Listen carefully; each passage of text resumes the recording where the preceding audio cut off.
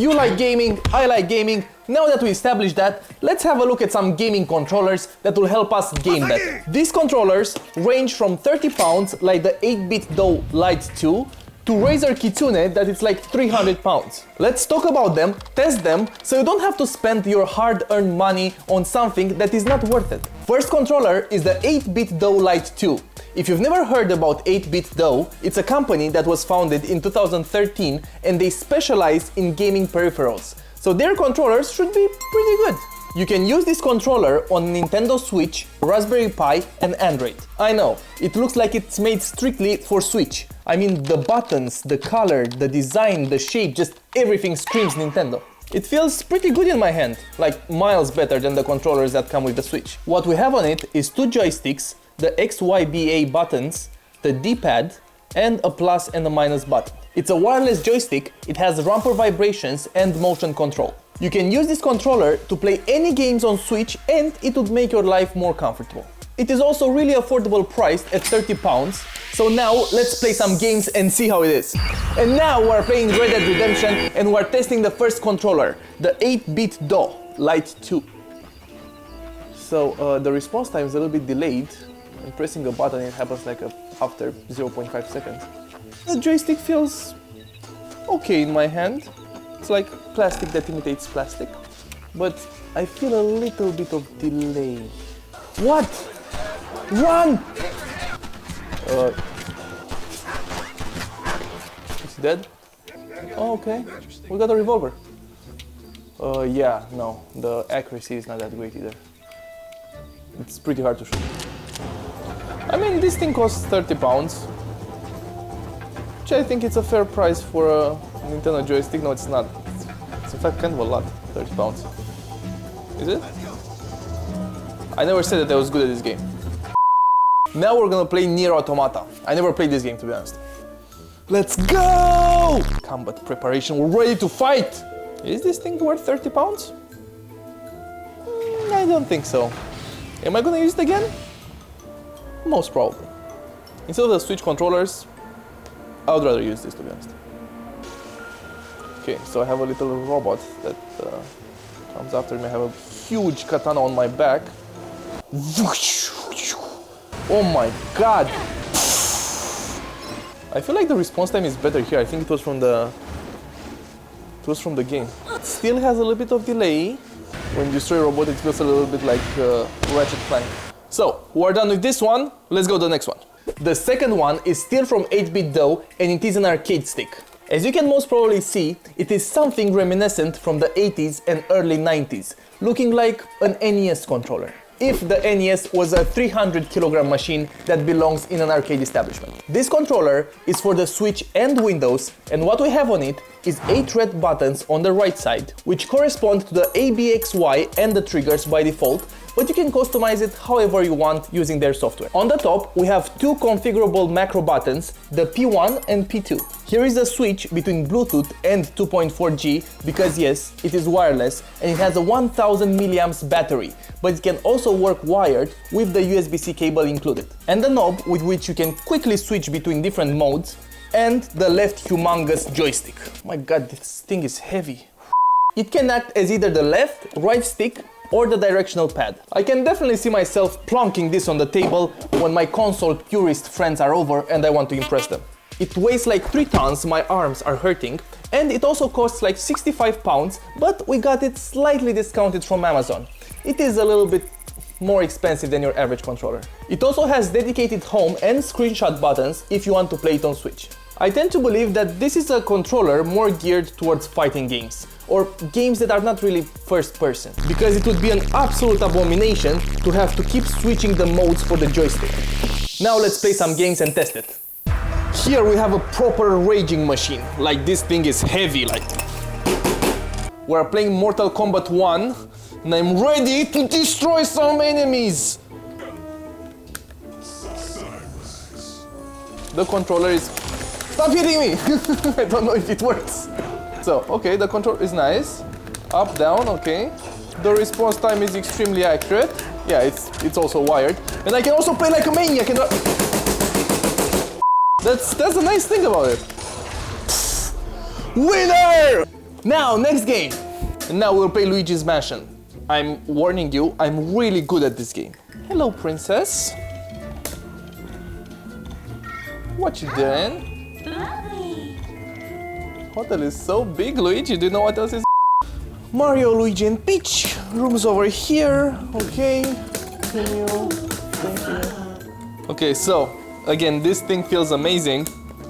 I would definitely use it when I play on Switch. I don't really know what I should do in this game. So if you do, please leave a comment and illuminate me. But now we'll go to the next controller. Now, the third one is the Sia Arcade Stick 16 keys, which is being advertised as a mini fighting game controller. Compatible with PC, Android, PS4, PS3, Switch, and arcade? What that's supposed to mean? This is definitely street fighting galore, and it has 16 keys, shockingly, and they're all customizable. But by default, we have on the right the A, B, X, Y buttons and the triggers, and on the left the D-pad. On the top right, we have the minus, home, back, and start button. And on the top left, we have an OLED screen. It also has 2 USB-C ports, and it's not wireless. And yes, that sucks. But I guess for fighting games, you don't really need that. It looks interesting, to say the least. It's made out of glass, and it feels quite premium. Also, it's pretty nice that most of it is transparent. And you also have RGB all over, so when you press buttons, they light up. I guess it will take you a second to get accustomed to this particular layout of buttons, but they're pretty satisfying. The fighting specialized controller costs £70 on Amazon, but we got this one discounted as well. I really wish that we'd have had a PS3 to test it with, but unfortunately it won't happen.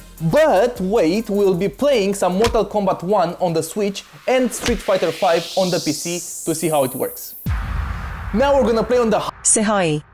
And this one actually feels pretty premium. It's made out of glass, and every single time when you push a button, changes the color. It has all the RGB here, has this little display here. This one feels nice. I like it. The feel of the buttons is way better on this one. But it's easier to play on the other one because of the joystick. I feel like if I would be a pro, I would really prefer this one compared to the retro one. I'm so good at this game. Shh, stop beating me! The response time is impeccable. The accuracy is right on point on this one. It's gonna get completely destroyed? No. That was not okay. Yeah. Now we're playing Street Fighter 5 on PC. Let's... Okay, so now I'm gonna destroy the enemy. Also, the distance between buttons is really nice. You can press all the buttons just by moving your fingers a little bit immediately. Now I'm this big muscly guy, and I'm gonna destroy this Wolverine or whatever he is. KO! Knockout. If I want to play like for real, this controller is way better. Low kick, high kick, up kick. KO. I won. Easy. Now to the next controller. The fourth controller is a bit weird, and I wonder if it's going to be good in any way. Because this is the Dark Walker ShotPad FPS touchpad game controller. And it is for PC, PS4, PS5, Xbox One, Series S and X. I haven't really seen any game controllers for FPS games that use a touchpad for aim, because we all know how well those work. It feels pretty cheap in my hand. I like the clicking buttons, and the touchpad is really smooth. It's also black and yellow, Stormy now, but it looks decent. The buttons have all the usual suspects, but near all of them is written the corresponding key for the PC.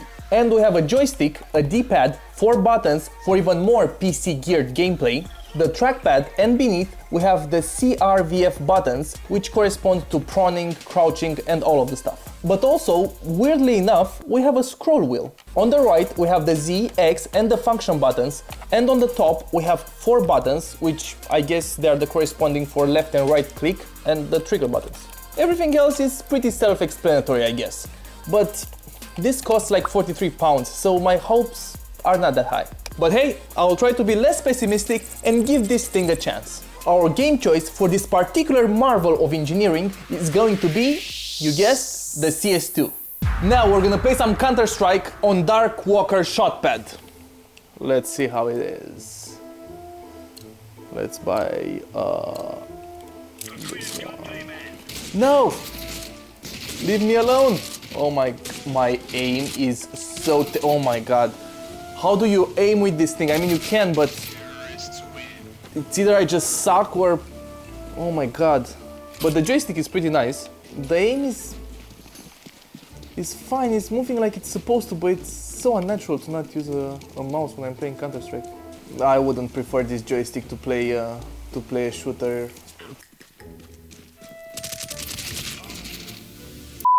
The hand placement on the buttons, that one feels okay. Yeah, for 50 pounds, no, I don't think it's worth it. Just use your keyboard and your mouse. It's nice, it feels okay in your hand. But this pad, man, is just... Oh my god, 2 kills. 3 kills. 4 kills. I'm already a pro. Now let's go to our next controller, which is a monster of a controller, and it's quite pricey. The Razer Kitsune. Now we'll be reaching the epitome, the pinnacle of gaming controllers, the crown of gaming input devices, the Razer Kitsune. Based on the price. If you like to give your virtual fighting opponents a run for their money, this is the device to do it. This monstrous controller works for both the PS5 and the PC, and it has RGB, extra points for that, and it feels quite premium, dare I say. Especially given the fact that it costs 300 pounds. Does it fight for me? Is it AI assisted? Or what else is there to justify this price? Well, let's have a look. We have a D-pad, we have the X, circle, triangle and square button. We have the trigger buttons and the L3 and R3. We also have the PlayStation button, a switch between PC and PS5 and the lock button. For when you want to leave it plugged in and not accidentally hitting the keys, I guess. In the upper left hand side we have the menu button and this thingy right here, which I think is the options button? I don't know, but we'll find out. Sadly, we are PlayStation-less, so we'll put this thing to the test on PC with Street Fighter V. Now we're gonna play Street Fighter on the Razer Kitsune. And let's see what this controller that costs like a monthly salary from an underdeveloped country can do. I'm gonna choose you, Pikachu. No, not you, not you. I'm gonna fight this guy that looks like Wolverine again. Not that doesn't look, but it has flaws. Compared to the Sihaway, the glass controller, this one feels a little bit more pro. I mean, that felt premium as well, but this one, I don't know, it just feels better to click on these buttons. It's fully made out of metal. It looks like I'm just better on it. Oh, I did completely destroy the guy. I think I'm gonna play some more Street Fighter. It seems like I'm pretty good at it. It's pretty nice. I don't think it's 300 pounds nice. I don't see where the 300 pounds is, honestly. It's maybe, no, it's not here. Yeah, so I think that was it with this one. It's nice, but not 300 pounds nice. Now, let's just do a little review. This thing, 30 pounds. I think it's pretty cool, it's worth it. I'm gonna keep it and I'm gonna play on Nintendo. This thing, it's really nice because you can rage on it. A little bit expensive at 60 pounds, but eh. This one looks cool with the RGB and everything, but I wouldn't pay 70 pounds for it. This thing you can throw in the trash. I don't know, I cannot play shooters with this trackpad. And this one, 300 pounds. No. I mean, it's cool and all, and yeah, it's satisfying and it's a cool controller, but come on, you cannot justify 300 pounds. So, as you can see, you can find all sorts of controllers all over the internet at different prices and for different use. Now, I don't know, some of them the price is just not justifiable. Don't spend your money on something that is not worth it. Now, don't forget to like this video, hit the subscribe button, ding dong the notification bell, leave a comment down below and tell us what you think about these controllers, and also our latest 2 videos are right here. Bye!